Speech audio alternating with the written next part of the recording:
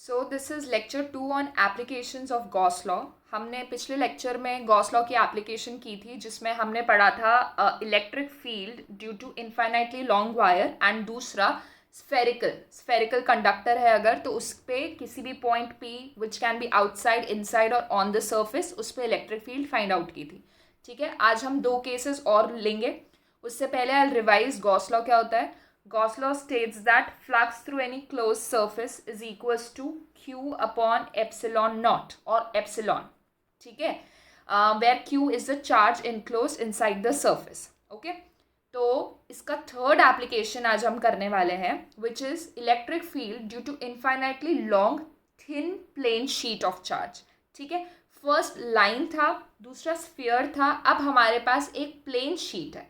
ठीक है, क्या करने वाले हम, consider a thin plane sheet of charge having surface density sigma. अब देखो, जब लाइन लीनियरली कोई चीज़ डिस्ट्रीब्यूट होती है तो हम लैम्डा यूज़ करते हैं, लीनियर चार्ज डेंसिटी। जब सरफेस पे डिवाइड होती है, डिस्ट्रीब्यूट होती है, तो हम सिग्मा यूज़ करते हैं, that is surface charge density. ठीक है, तो सरफेस चार्ज डेंसिटी का मतलब क्या हो जाएगा, क्यू अपॉन एरिया। क्लियर है, इसका मतलब है 1 यूनिट एरिया में कितना चार्ज होगा, क्यू। तो अगर 2 यूनिट एरिया में निकालना है तो कितना हो जाएगा, 2 सिग्मा। 3 यूनिट में निकालना है तो 3 सिग्मा, एंड सो ऑन। ये मतलब होता है आपका सरफेस चार्ज डेंसिटी का। क्लियर है, ओके। तो अब अगेन हमें इलेक्ट्रिक फील्ड निकालनी है, तो हम करने क्या वाले, पहले हम निकालेंगे फ्लक्स इज इक्वल्स टू, ये होता है integration E dot D S. ये नॉर्मल फॉर्मूला से आता है, गॉस लॉ से आता है, phi is equals to Q upon epsilon. ठीक है, फिर हम क्या करेंगे, इन दोनों को इक्वेट कर देंगे और ई की वैल्यू निकाल देंगे। क्लियर है, चूंकि हम गॉस लॉ इसमें यूज़ करने वाले हैं तो हमें चाहिए गॉसियन सरफेस। ऑलराइट, तो ये देखो, ये आपकी प्लेन शीट है। ओके, प्लेन शीट हम जब भी चार्ज मानते हैं तो हम पॉजिटिव चार्ज मानते हैं। तो मुझे बताओ सबसे पहले इलेक्ट्रिक फील्ड कैसे डायरेक्शन में होगी। पॉजिटिव चार्ज की वजह से जो इलेक्ट्रिक फील्ड होती है वो आउटवर्ड डायरेक्शन में होती है। तो यहाँ पर इस डायरेक्शन में आपकी इलेक्ट्रिक फील्ड होगी और उस तरफ भी पीछे की डायरेक्शन में होगी, क्योंकि पॉजिटिव चार्ज से दूर जा रहा होगा। क्लियर है, तो ये हो गई आपकी इलेक्ट्रिक फील्ड की direction. One thing is clear. Second, हम लोगों को एक गॉसियन सरफेस लेना है। गॉसियन सरफेस हम ले रहे हैं एक सिलेंडर जो इसके थ्रू पास हो रहा है। ठीक है, एक ऐसा सिलेंडर जो इसके थ्रू पास हो रहा है। क्लियर है, क्लोज सरफेस होना चाहिए गॉसियन सरफेस के लिए, और कुछ नहीं। अब क्या करेंगे हम निकालेंगे phi is equals to integration E dot D S. ये चीज़ हम निकालने वाले। ओके, अगेन जब सिलेंडर लोगे तो 3 सरफेस होंगे, एक ये वाला सरफेस, एक this and the curved path, ये तीसरा सरफेस। क्लियर है, तीनों के लिए हम डिवाइड करके लिख देंगे। पहले हम हर पार्ट में इलेक्ट्रिक फील्ड और एरिया वेक्टर का डायरेक्शन और उनके बीच का एंगल देख लेते हैं। अगर हम ये वाला पार्ट देखते हैं तो देखो, इसका जो इलेक्ट्रिक फील्ड है वो तो इसी डायरेक्शन में आ रहा है, आउटवर्ड, इसकी वजह से आउटवर्ड आ रहा था, राइट। और इसका जो एरिया वेक्टर होगा वो भी ऐसे ही होगा, बाहर की तरफ। तो थीटा कितना हो जाएगा, यहाँ पर 0 डिग्री हो जाएगा। क्लियर, सिमिलरली इस पार्ट में आपका इलेक्ट्रिक फील्ड बाहर की तरफ आ रहा है, एरिया वेक्टर भी बाहर की तरफ आएगा। एरिया वेक्टर तो सबको पता है ना, perpendicular and outside the surface. Clear, तो इधर भी क्या होगा, theta is equal to 0 degree होगा। अब इस पर्टिकुलर केस में अगर हम ये वाला सरफेस ले लेते हैं, कर्व्ड सरफेस में ये वाला छोटा सा एरिया ले लेते हैं, तो इसका जो एरिया वेक्टर होगा वो बाहर की तरफ जा रहा होगा, लेकिन इलेक्ट्रिक फील्ड इस डायरेक्शन में है। तो यहाँ पर क्या हो गया, आपका जो थीटा है 90 डिग्री हो गया। यहाँ की जगह आप यहाँ वाला सरफेस कंसिडर कर लेते तब भी सेम सिनारी होता, राइट। तो आप कर्व्ड सरफेस पे कहीं पर भी एरिया वेक्टर ड्रॉ करोगे वो ऊपर की साइड आएगा। ठीक है, और मतलब इलेक्ट्रिक फील्ड और एरिया वेक्टर में हमेशा 90 डिग्री का एंगल होगा, चाहे आप कहीं पर भी कंसिडर करो। ठीक है, क्लियर। तो अब प्रॉपर्ली कैसे लिखेंगे इसे, to find electric field at point P. जिस भी पॉइंट पे आपको फाइंड आउट करना है, ये आपका प्लेन शीट था, राइट। आपको सपोज इस पॉइंट पी पे फाइंड आउट करना है, तो यहीं से पास होने वाला आपको सिलेंडर ड्रॉ करना है। मैंने बताया था गॉसियन सरफेस का क्या कंडीशन होता है, कि आपको जिस पॉइंट पे फाइंड आउट करना है उसी पॉइंट से आपको क्लोज सरफेस ड्रॉ करना है। क्लियर है, तो consider another point Q on the other side on the same distance R। हमने 2 पॉइंट्स कंसिडर कर लिए। आई शो अगेन, जैसे ये पॉइंट P था इस डायरेक्शन में, जो डिस्टेंस R पे था फ्रॉम द शीट, सिमिलरली इस डायरेक्शन में वो पॉइंट Q ले लो, it is also at the same distance R। Clear है, तो ये 2 points we are talking about. Direction of E at P and Q is radially outwards. ठीक है, now construct a Gaussian surface a cylinder of length PQ is equals to 2R। जो आपने इस sheet से दो पॉइंट्स कंसिडर किए हैं, उन दोनों पॉइंट से पास होता हुआ सिलेंडर आपको कंसिडर करना है। तो अगर ये डिस्टेंस R था, ये भी डिस्टेंस R था, तो बेसिकली जो सिलेंडर आपने कंसिडर किया है उसका जो लेंथ हो गया, जो हाइट हो गई, इट इज़ 2R। ठीक है, ये चीज़ तो क्लियर है। Alright, and of any area of cross section DS the cylinder passes through points P and Q। Okay, तो अब total flux through Gaussian surface क्या हो जाएगा, कैसे लिखोगे इसे, phi is equals to integral E.ds। ठीक है, ऑलराइट। तो इसको तीन पार्ट्स में हमने डिवाइड कर दिया, जैसे मैंने बताया, first and face, the curved surface and the second and face.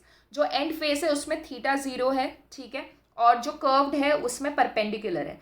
तो ये वाला जो पार्ट होगा तो कैंसिल हो जाएगा, क्योंकि परपेंडिकुलर है तो थीटा 0 मतलब कॉस 90, सॉरी थीटा 90 मतलब कॉस 90 0, ये हो गया। क्लियर है। तो फाई कितना आ गया, 2 इंटीग्रल E.ds। अब E यूनिफॉर्म है तो E बाहर निकाल दिया, तो phi is equal to 2E integral ds। Now see here, ठीक है, तो 2E इंटीग्रल ds। क्लियर। अब वहां से आपने निकाल दिया। सिमिलरली गॉस लॉ से क्या निकालोगे, फाई इज इक्वल्स टू 1/एप्सिलॉन Q इनक्लोज्ड। अब ये Q इनक्लोज्ड कितना होगा वो ध्यान से देखो। हमारे पास था sigma is equals to Q upon area. Alright, तो हमें चाहिए Q, तो Q हो जाएगा सिग्मा इंटू एरिया। अब हमने एरिया, टोटल एरिया हमने कितना लिया है, जब हमने उधर इंटीग्रेशन ऑफ ds करा तो हमने ds ही लिख दिया। इसका मतलब total area we are considering it to be ds। कुछ भी एरिया कंसिडर करो, ठीक है, आंसर सेम ही आएगा। क्यों, अभी पता चल जाएगा। ठीक है, सो कहाँ गया वो, हाँ, sigma is equals to Q enclosed upon area था, तो Q कितना हो गया, सिग्मा इंटू ए, एरिया हम ds कंसिडर कर रहे हैं तो सिग्मा इंटू ds हो गया। क्लियर है। तो charge enclose in terms of sigma कितना आ गया, सिग्मा ds। अब जब दोनों इक्वेशन को कंपेयर करोगे, फ्लक्स का इक्वेशन, तो ऊपर था 2E.ds और ये आ गया 1/एप्सिलॉन सिग्मा ds। क्लियर है ये बात। तो ds से ds कैंसिल हो जाएगा। अब एरिया कुछ भी लेते हैं, इंटीग्रल ऑफ ds, तुम चाहे टोटल एरिया ले लेते वो भी कैंसिल हो जाता, क्योंकि इधर ये चीज़ें कैंसिल हो रही हैं। समझ आ गई बात। तो आपके पास इलेक्ट्रिक फील्ड कितनी आ गई, सिग्मा अपॉन 2ε0। ये एक कांस्टेंट चीज़ आ गई। ठीक है, ये किसी पे डिपेंड नहीं कर रही है। सिग्मा चार्ज डेंसिटी है, ये क्या है आपका ε0 है, दोनों कांस्टेंट है। ठीक है, it is independent of distance from the sheet of charge, that is electric field is constant at all the points। फर्क नहीं पड़ता कितना दूर आप इलेक्ट्रिक फील्ड कैलकुलेट कर रहे हो, it will be same at all the points for sheet of charge। Clear. तो ये तो इसका मैग्नीट्यूड के टर्म्स में था। वेक्टर फॉर्म में लिखना है तो r वेक्टर लगा देंगे। Okay, if sigma is greater than 0 it is positive, electric field is positive, and if sigma is less than 0 तो नेगेटिव, डायरेक्शन नेगेटिव। अभी भी देखा ना, हम जब पॉजिटिव करते हैं तो ये बाहर की तरफ जाता है, अगर इसी को हम नेगेटिव कर देंगे तो इसकी तरफ जाएगा। क्लियर है। तो सिग्मा ग्रेटर देन 0 होगा तो रेडियली आउटवर्ड जाएगा ये वाला, और अगर लेस देन 0 होगा मतलब नेगेटिव होगा शीट आपका, तो इसके अंदर जाएगा, इनवर्ड्स जाएगा। क्लियर है ये चीज़। तो अगर अब हमें ग्राफ ड्रॉ करना हो इलेक्ट्रिक फील्ड और डिस्टेंस का, मतलब इलेक्ट्रिक फील्ड डिस्टेंस के साथ कैसे चेंज हो रही है, तो वो क्या होगा, देखो इलेक्ट्रिक फील्ड हर जगह कांस्टेंट आ रही है। It is coming out to be sigma upon 2ε0। ये नोट्स में, जिनके पास नोट्स हैं प्लीज करेक्शन कर लेना, that it is sigma upon 2ε0 and not sigma upon ε0। ठीक है, तो ये क्या हो जाएगा आपका, आपके डिस्टेंस भले बढ़ता जाएगा लेकिन इलेक्ट्रिक फील्ड आपकी यही आएगी, मतलब सिग्मा अपॉन 2ε0। क्लियर है ये चीज़। Okay, now we have the final application, electric field due to two thin parallel sheets of charges। देखो ये जो पैरेलल, ये जो शीट्स ऑफ चार्जेस वाला केस है, इट इज़ वेरी इंपॉर्टेंट। पहले के भले भूल जाओ, ये याद रखना है। क्या याद रखना है, that electric field because of sheet of charge is given by sigma upon 2ε0। ये चीज़ याद रखनी है। ठीक है, तो अब जो केस है इसमें हम दो शीट्स ले रहे हैं। ये जो दोनों शीट्स हैं इस पर्टिकुलर केस में हम दोनों पॉजिटिव ले रहे हैं, दोनों नेगेटिव भी हो सकती हैं, एक पॉजिटिव एक नेगेटिव भी हो सकता है। ठीक है, देखो ध्यान से। अब ये वाला जो पर्टिकुलर केस हम ले रहे हैं, we are dividing it into 3 regions, ये फर्स्ट, ये सेकंड, ये थर्ड। ठीक है, अब फर्स्ट की वजह से देखो, इस वाले रीजन में दोनों जो शीट्स हैं उसकी वजह से इलेक्ट्रिक फील्ड होगा, राइट। इस वाले की इलेक्ट्रिक फील्ड भी बाहर होगी और इसकी वजह से जो इलेक्ट्रिक फील्ड होगी वो भी बाहर की डायरेक्शन में होगी। यानी फर्स्ट रीजन में तो दोनों इलेक्ट्रिक फील्ड्स ऐड हो रही होंगी। ये चीज़ क्लियर है। सिमिलरली अगर हम रीजन थर्ड की बात करते हैं तो यहाँ पे बाहर होगी, और इस शीट की वजह से भी जो इलेक्ट्रिक फील्ड होगी वो क्या होगी, बाहर होगी। तो थर्ड रीजन में भी जो दोनों इलेक्ट्रिक फील्ड्स हैं वो ऐड हो रही होंगी। Now if you talk about region two, ठीक है, तो देखो इस शीट की वजह से इधर कोई भी पॉइंट होता है तो वो बाहर की तरफ जा रहा होगा, और इस शीट की वजह से वो इधर जा रहा होगा। मतलब जो सेकंड रीजन है या जो मिडिल रीजन है वहाँ पर क्या हो रहा होगा, दोनों इलेक्ट्रिक फील्ड्स माइनस होंगी। क्लियर है ये चीज़। अब अगर हम शीट 1 की जो चार्ज डेंसिटी है वो सिग्मा ले लें, और शीट 2 की जो चार्ज डेंसिटी है वो सिग्मा 2 ले लें, तो E1 हम क्या लिख सकते हैं, सिग्मा 1 अपॉन 2 एप्सिलॉन नॉट, और E2 हम क्या लिख सकते हैं, सिग्मा 2 अपॉन 2 एप्सिलॉन नॉट लिख सकते हैं, क्योंकि हमें पता है इलेक्ट्रिक फील्ड क्या होती है, सिग्मा अपॉन 2 एप्सिलॉन नॉट। तो if your charge density is given, ये लिख सकते हैं। क्लियर है ये चीज़। तो रीजन 1 में क्या हो रहा है, दोनों ऐड हो रहे हैं, यानी sigma 1 upon 2 epsilon not plus sigma 2 upon 2 epsilon not. तो 1 अपॉन 2 एप्सिलॉन नॉट आपका बाहर आ गया, तो बचा क्या, ये चीज़। क्लियर है। सेकेंड रीजन में E1 माइनस E2 कर रहे हैं, ठीक है। If E1 is greater than E2, देखो एक E1 इधर आ रहा है और एक इधर आ रहा है, ओके। जो टोटल नेट इलेक्ट्रिक फील्ड है वो कौन सी डायरेक्शन में होगी, जो भी बड़ी होगी। अगर E1 बड़ा है E2 से तो नेट इलेक्ट्रिक फील्ड E1 की डायरेक्शन में होगी, अदरवाइज वाइस वर्सा, ठीक है, ओके। सो E2 कितना हो गया, sigma 1 upon 2 epsilon not minus sigma 2 upon 2 epsilon not. Again ये कॉमन आ गया, ये आपका आंसर। एंड रीजन 3 का क्या होगा, सेम जैसा हमने रीजन 1 में किया था, ये 2 एप्सिलॉन नॉट। क्लियर है ये चीज़, ठीक है। अब एक स्पेशल केस है। स्पेशल केस क्या है, let sigma 1 is equals to minus of sigma 2, ठीक है। तो इसका मतलब क्या हो कि अगर एक पॉजिटिव है तो दूसरी नेगेटिव शीट है ना, और जो मैग्नीट्यूड वाइज सेम है लेकिन साइन डिफरेंट है। तो खुद देखो, अगर मैं फर्स्ट में बात करूँ, फर्स्ट रीजन में, तो पॉजिटिव की वजह से ये आएगा इधर और नेगेटिव की वजह से ये आएगा इधर। क्लियर है। दोनों इक्वल इन मैग्नीट्यूड है, साइन डिफरेंट है, तो कैंसिल हो जाएगा। तो रीजन 1 में तो there will be no electric field. Region 3 की अगर हम बात करते हैं तो नेगेटिव की वजह से इस डायरेक्शन में आएगा और इस पॉजिटिव की वजह से इस डायरेक्शन में आएगा, अगेन कैंसिल आउट हो जाएगा, ठीक है। और जो बीच वाला रीजन है, 1 की वजह से इस डायरेक्शन में आ रहा होगा और जो सेकंड है उसकी वजह से भी इसी डायरेक्शन में आ रहा होगा, मतलब जो ओवरऑल इलेक्ट्रिक फील्ड है वो ऐड हो रही होगी। क्लियर है। तो ये चीज़ आपकी सेकंड चैप्टर में बहुत ज़्यादा काम आएगी। ये पैरेलल प्लेट कैपेसिटर करके आप पढ़ोगे। इंपॉर्टेंट क्यों हो जाता है ये, क्योंकि हम जो इलेक्ट्रिक फील्ड को बाउंड कर रहे हैं, इधर कोई इलेक्ट्रिक फील्ड नहीं है, इधर भी कोई इलेक्ट्रिक फील्ड नहीं है, सारी इलेक्ट्रिक फील्ड यहाँ पर है इस रीजन में। क्लियर है ये चीज़। तो वेरी स्पेशल केस, ओके। तो अब हमारे सारे जो एप्लीकेशंस हैं वो ख़त्म हो चुकी हैं। 2-3 न्यूमेरिकल्स हम करेंगे। कैलकुलेट, फर्स्ट न्यूमेरिकल है, calculate uniform electric field required for mid air suspension for a charge particle से प्लस क्यू। इस तरीके से एक इलेक्ट्रिक फील्ड है किसी पर्टिकुलर डायरेक्शन में, अभी हम देखेंगे डायरेक्शन।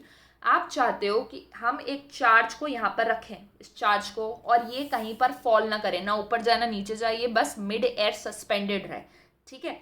तो उस केस में हमें वो निकालना है कि जो इलेक्ट्रिक फील्ड है वो कितनी होनी चाहिए ताकि ऐसा पॉसिबल हो। ये क्वेश्चन में करेक्शन कर लेना, एक्चुअली ये है, ये नीचे प्लस है और ऊपर नेगेटिव है, ठीक है। अगर ऐसा केस है तो इलेक्ट्रिक फील्ड की डायरेक्शन होती है पॉजिटिव टू नेगेटिव, मतलब ये आपकी इलेक्ट्रिक फील्ड की डायरेक्शन होगी। क्लियर है। अगर आप पॉजिटिव चार्ज को इस वाली फील्ड में रख रहे हो तो पॉजिटिव चार्ज पर जो इलेक्ट्रिक फील्ड फोर्स लगाएगा वो कौन सी डायरेक्शन में होगा। जब आप किसी भी चार्ज पार्टिकल को इलेक्ट्रिक फील्ड में रखोगे तो उस पर फोर्स लगता है कि नहीं लगता, लगता है। अगर आप प्लस चार्ज को रखोगे तो इलेक्ट्रिक फील्ड वाली डायरेक्शन में ही फोर्स लगेगा, मतलब इसी डायरेक्शन में उस पर फोर्स लग रहा होगा, ठीक है। और खुद की वेट की वजह से उस पर फोर्स लगा होगा नीचे की तरफ mg। तो अगर हम चाहते हैं कि वो मिड एयर ही सस्पेंडेड रहे, इसका मतलब हम क्या चाहते हैं कि जो इलेक्ट्रिक फील्ड की वजह से ऊपर की तरफ फोर्स लग रही है वो फोर्स किसके इक्वल हो जाए, mg के इक्वल हो जाए। क्या ये चीज़ क्लियर है, ठीक है। तो ये करेक्शन कर लेना नोट्स में कि जो इलेक्ट्रिक फील्ड है वो पॉजिटिव नीचे और नेगेटिव ऊपर है। क्लियर है। तो हम चाहते हैं जो फोर्स है वो mg के इक्वल हो जाए। Force because of electric field formula क्या होता है, क्यू ई, ये तो याद है ना, इलेक्ट्रिक फील्ड होता है एफ अपॉन क्यू। तो एफ कितना हो गया, Q E is equal to M G. तो इलेक्ट्रिक फील्ड क्या हो गई, एम जी अपॉन क्यू। इसका मतलब है if you keep charge Q in electric field of magnitude mg upon Q, तो वो जो पार्टिकल है आपका चार्ज पार्टिकल वो मिड एयर ही सस्पेंडेड रहेगा। क्लियर है ये चीज़? ठीक है।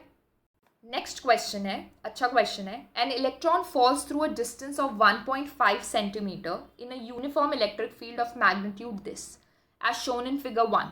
Okay, the direction of electric field is reversed keeping its magnitude constant and a proton falls through the same distance as shown.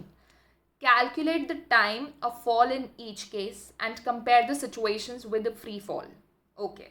सबसे पहली बात फ्री फॉल लग रहा है, यहाँ पर फ्री फॉल लग रहा है, ठीक है। फ्री फॉल का मतलब है कि और कोई फोर्स इसमें एक्ट नहीं कर रही है।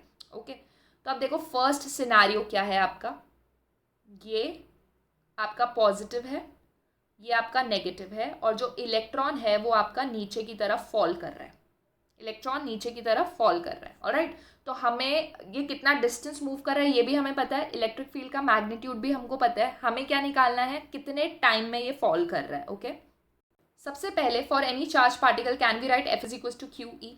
ओके, तो एफ सपोज वो एक्सेलरेशन ए के साथ फॉल कर रहा है, अभी फ्री फॉल है तो एनीवे वो जी लग जाएगा, अभी ए लेके चलो, तो M A is equals to Q E. ठीक है, तो एक्सेलरेशन कितना आ गया, Q E upon M. Okay, अब हमें निकालना क्या है, हमें निकालना है टाइम, हमें एस गिवन है, डिस्टेंस गिवन है, हमने एक्सेलरेशन अभी निकाल ली। तो क्या हम ये नॉर्मल इक्वेशन जो हमारे पास न्यूटन्स लॉ ऑफ